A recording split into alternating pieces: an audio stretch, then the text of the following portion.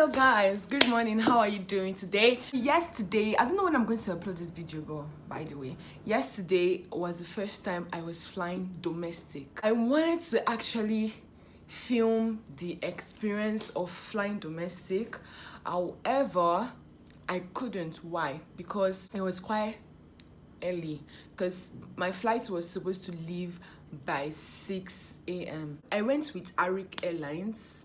What I did was I booked for everything online, just checked on Google, Lagos to Abuja. Then I saw like different airlines, and I pretty much like checked and compared prices, and I went with one.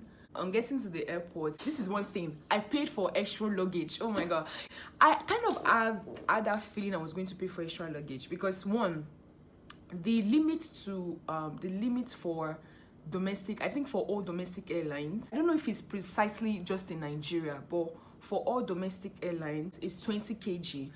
Prior to going to the airport, I got like several, when you get to the airport, like once they tell you have to pay this certain amount, you have to like negotiate. You have to negotiate when you're there. Like you have to negotiate for the price in case you have extra luggage. So I had like 20, I had like 30 kg, so I had 10 kg extra. And 1 kg, like I was told, which was true, 1 kg cost 500 naira.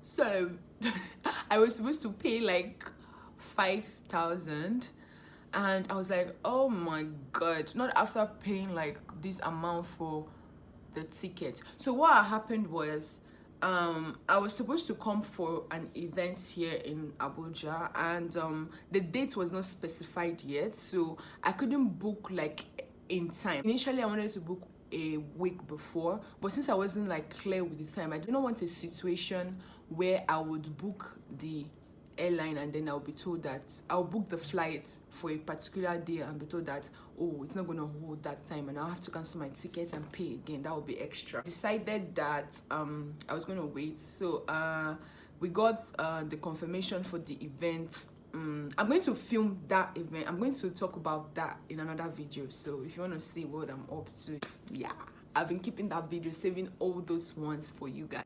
Please, if you have not yet subscribed, please subscribe as I'm talking.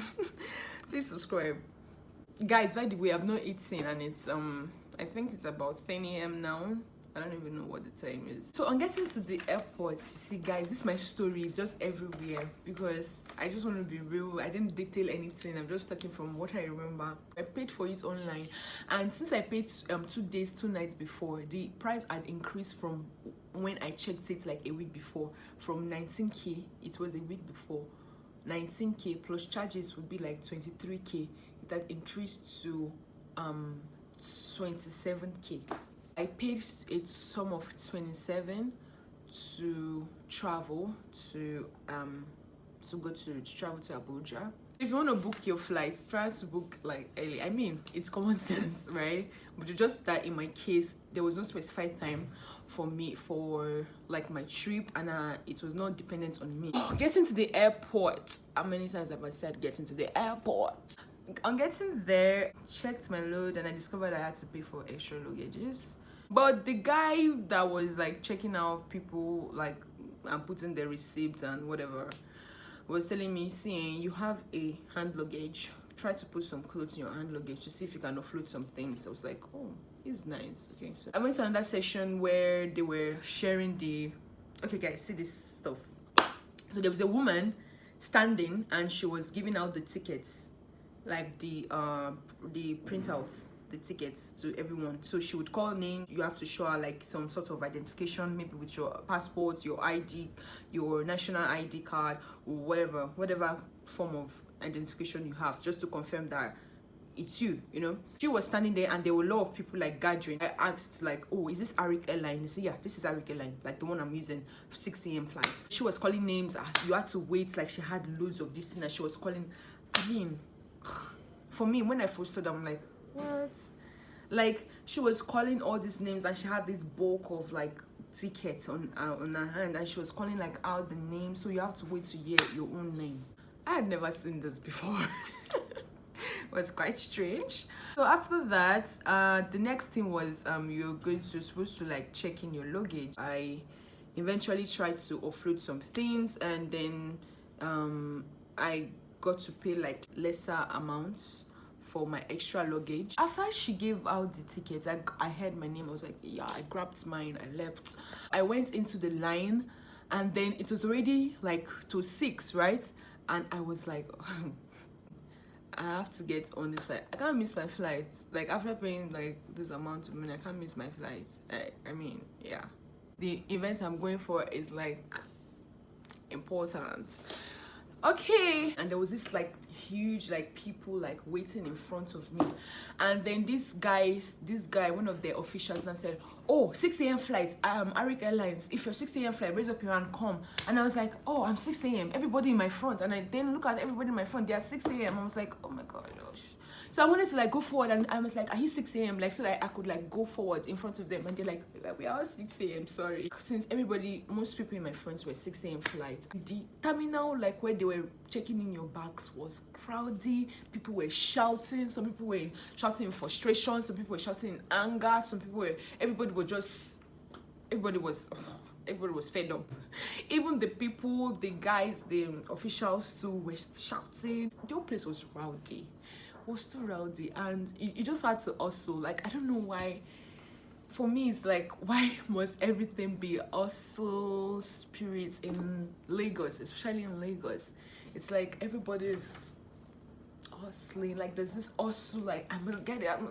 We're supposed to leave by 6, and then this woman comes and says, I think she was the one that was giving like out the tickets. This woman comes and says, oh, 6 o'clock flight, if you have not checked in your bag, I'm sorry, the gate is closed. And people are like, oh, you must be kidding me. You were just giving out the ticket like not long ago, and you're coming here to come and tell us that if you're 6 o'clock flight and you have not like just checked in, then the gate is closed. You have to wait for the next flight or something. We're like, no, we're kidding. Everybody was shouting at that. I was like, these people are so disorganized. And then this woman beside me said, yeah, they are so disorganized. I was like, oh, okay, yeah. It was quite disorganized, and that was my first impression. Everyone was doing whatever they wanted to do. It was just rowdy everywhere. I finally checked in my bag, paid for my extra luggage. I went to like check in, then the cockpit guy, the ground official, was calling the airline, and they were talking on the phone. So we had like this bus convey us to where the airplane is, because see, there were some people that were already like seated in there, but there were still some people that like us that were left behind. Like we're about maybe we're over 10 people that were still like left behind. We had this like bus convey us to where the airplane was like seated, about to leave, and then this ground official guy was like calling and was talking on the phone. This guy too was frustrated. He was like, hello, please, and then please don't close the airplane, because I think on the other line they were telling him that they were already closed and they could not receive anybody. Everybody in the bus was not like, they must be crazy. These people are mad. That captain, you're gonna open the door. There were some challenges on ground. It's not my fault. Do you want me to kill myself? So then we got there, and then we had to rush in. Our flight took off by 6:13, so like 13 minutes later the flight took off, and like in 20 minutes or 30 minutes they brought out the food. It was food time. Yeah, it was food time, and I was like, yeah, this is my time. Yeah. I'm always looking forward to the airport food. When I got there and they started serving the food, and it got to me like this. As I opened it, I'll show you. There's a picture here or here. Anyway, so I'm gonna put a picture here. They had this travel size, like you see here, travel size juice. Then this bread, I'm so happy talking about it. Then this like bread that had like raisins in it. Then they had like Biloxi biscuits, and then there was a sweet. And then they came back and they asked like, if what do you want? Tea, water, coffee. And I was like, coffee, yes. I ate all of it. I was famished. I ate all of it to the end. How I got this picture is not actually mine. I had to ask my neighbor who was keeping us for our children. I was like, please, can I take a picture of your stuff? So I took it and I took a picture. That's how I got this picture. We got to Abuja exactly an hour. Abuja airport was much more calm as compared to Murtala. I don't know if it's called Moritala or Murtala Mohammed, because there's no I at the Moritala or Murtala. I don't know how it's been pronounced, but as compared to Murtala Mohammed, the airport is more beautiful. I couldn't take none of it. I had this huge load I had to take care of. I was like, I just want to get to my lodge. And when it comes to the hospitality, I really loved what they served at Arik. That was my highlights. So it was my first time flying domestic, and it wasn't bad after all. I mean, it wasn't bad. It was just like I was in it, and in no time, and like I just closed my eyes, opened my eyes, and I was in Abuja. So that was how it was like. Yeah, the on-air experience for me was superb. But I said, but are you serious? Like, Debbie, are you serious?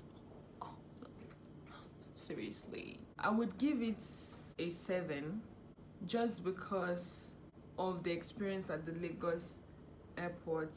They need to do something about it, but I heard they're building a new one because the place is too congested and, well, anyways. So apparently if you get to Lagos airport, you're supposed to know where, if it's M1. So there's M1 and there's M2. But when you get there, depending on the airline you're going with, Arik Airline is always at M1, yeah, and then if it's Air Peace, it's at M2. There will be people like standing, like officials standing on ground. Just ask them like, okay, I'm flying with so to this place, so they'll tell you where to, what gates to go to, so you don't get confused with that. Because I almost had that, but thankfully we asked questions, and yeah, you can never go wrong asking questions, right?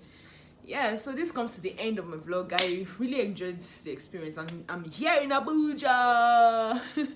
As someone always tell me, like, Abuja is the land of sanity. So I'm here in the supposed land of sanity, and I hope to have a blast. If you guys want anywhere you want me to show, or if you guys ask, oh my god, if you guys have suggestions as to where you want me to film, please let me know and I'll try to bring it to you. And guys, it's not easy, please. Like, it costs money to actually do these things. It costs money to go to these places, like all these fees there and there. I was actually thinking of opening an account, a Patreon account, where you guys can support me. I'll be very grateful if you can support me, so that I can go to these places and film and bring good content for you guys. I want to put much more effort on content creating, and I have a vision of how much subscribers I want by 2020 and how much content I want to put out there. I got inspired to do that from M's channel. She was using the Patreon, which she no longer uses now, but that was she was using at the beginning. I'll appreciate if you guys would support your person so that I can film good content. I really want to, but sometimes like, oh, bank accounts is like, no bitch.